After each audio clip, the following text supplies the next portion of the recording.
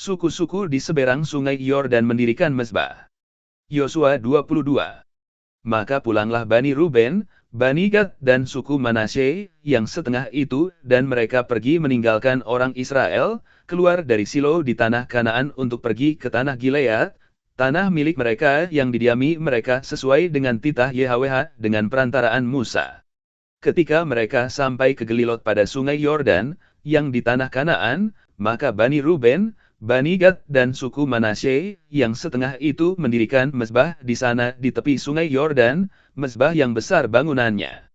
Lalu terdengarlah oleh orang Israel itu cakap orang, telah didirikan mezbah oleh Bani Ruben, Bani Gad dan suku Manasye yang setengah itu, mezbah menghadap ke tanah Kanaan, di Gelilot pada sungai Yordan, di sebelah wilayah orang Israel.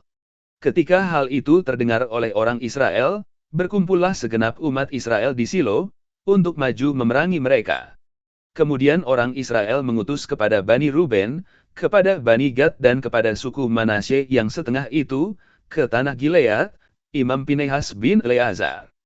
Dan bersama-sama dengan dia 10 pemimpin, yakni seorang pemimpin kaum keluarga sebagai wakil tiap-tiap suku Israel. Masing-masing mereka itu kepala kaum keluarganya di antara kaum-kaum orang Israel. Setelah mereka sampai kepada Bani Ruben, kepada Bani Gad dan kepada suku Manasye, yang setengah itu di tanah Gilead, berkatalah mereka kepada orang-orang itu, demikian. Beginilah kata segenap umat YHWH, apa macam perbuatanmu yang tidak setia ini terhadap Allah Israel, dengan sekarang berbalik daripada YHWH, dan mendirikan mezbah bagimu, dengan demikian memberontak terhadap YHWH pada hari ini. Belum cukupkah bagi kita noda yang di Peor itu, yang daripadanya kita belum mentahirkan diri sampai hari ini, dan yang menyebabkan umat YHWH kena tulah. Sehingga kamu berbalik pula sekarang ini membelakangi YHWH. Jika kamu hari ini memberontak terhadap YHWH, maka besok ia akan murka kepada segenap umat Israel. Akan tetapi, jika sekiranya tanah milikmu itu najis, marilah menyeberang ke tanah milik YHWH, tempat kedudukan kemah suci YHWH, dan menetaplah di tengah-tengah kami. Tetapi janganlah memberontak terhadap YHWH dan janganlah memberontak terhadap kami, dengan mendirikan mezbah bagimu sendiri, selain dari mezbah YHWH, Tuhan kita. Ketika Ahan bin Zerah berubah setia dengan mengambil barang-barang yang dikhususkan, bukankah segenap umat Israel kena murka? Bukan orang itu saja yang mati karena dosanya. Lalu jawab Bani Ruben, Bani Gad dan suku Manasye yang setengah itu, katanya kepada para kepala kaum-kaum orang Israel.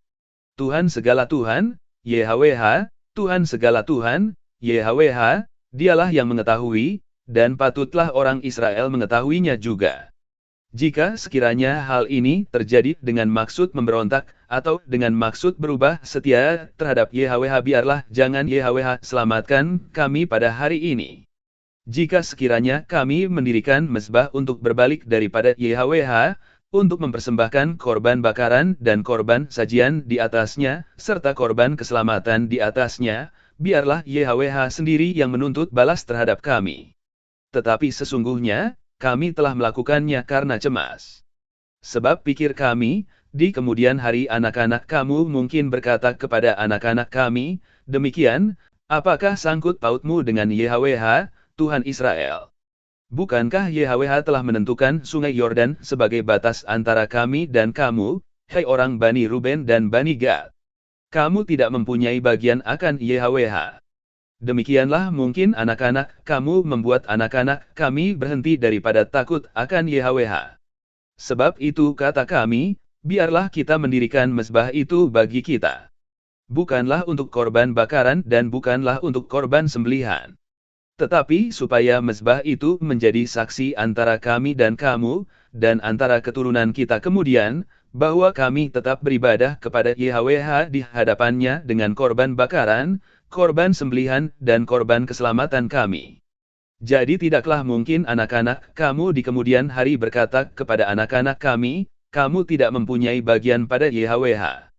Lagi kata kami, apabila di kemudian hari demikian dikatakan mereka kepada kita dan kepada keturunan kita, maka kita akan berkata, tengoklah bangunan tiruan mezbah YHWH itu, yang telah dibuat oleh nenek moyang kami. bukan untuk korban bakaran dan bukan untuk korban sembelihan, tetapi mezbah itu menjadi saksi antara kami dan kamu. Jauhlah daripada kami untuk memberontak terhadap YHWH, dan untuk berbalik daripada YHWH pada hari ini dengan mendirikan mezbah untuk korban bakaran, korban sajian atau korban sembelihan, mezbah yang bukan mezbah YHWH, Tuhan kita, yang ada di depan kemah sucinya. Setelah Imam Pinehas dan para pemimpin umat, serta para kepala kaum-kaum orang Israel yang bersama-sama dengan dia, mendengar perkataan yang dikatakan oleh Bani Ruben, Bani Gad dan Bani Manasye itu, maka mereka menganggap hal itu baik. Kemudian berkatalah Imam Pinehas bin Eleazar kepada Bani Ruben, Bani Gad dan Bani Manasye, sekarang tahulah kami bahwa Tuhan ada di tengah-tengah kita, sebab tidaklah kamu berubah setia terhadap Tuhan. Dengan demikian kamu telah melepaskan orang Israel dari hukuman Tuhan. Sesudah itu Imam Pinehas bin Eleazar serta para pemimpin itu meninggalkan Bani Ruben dan Bani Gad di tanah Gilead, pulang ke Kanaan kepada orang Israel, lalu disampaikanlah berita itu kepada mereka. Hal itu dipandang baik oleh orang Israel, sehingga orang Israel memuji Tuhan, dan tidak lagi berkata hendak maju memerangi mereka untuk memusnahkan negeri yang didiami Bani Ruben dan Bani Gad itu.